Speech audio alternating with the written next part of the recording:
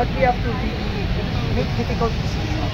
And then we have to change mindset. The President always said, tama na yung pagiging car-centric natin, kailangan commuter naman ang commuter.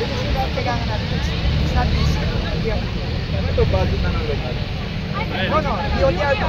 Itong budget? Came back at start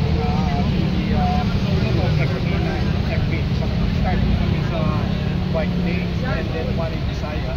And we have a Christian project. Alam kami ito na I think it's a landmark project. It's about 3 to 4 kilometers. So from elevated. Hindi. So from all the way. Yes. Wala pa in the planning stage, but I've been presented to SECMINA and SECMI. They're excited about it. Yeah. Pero ito, sana 3 million na to. Oo. Yung bike lane, For the elliptical. Oo. for the bike lane and the park, 3 million. Gano'n katagal ito very ginawa? reasonable. Gano'n katagal ginawa ito? Saan to? Yan itong mabilis lang. Isa, no? And dahil wala naman siyang vertical infrastructure. Madali lang. Very quickly.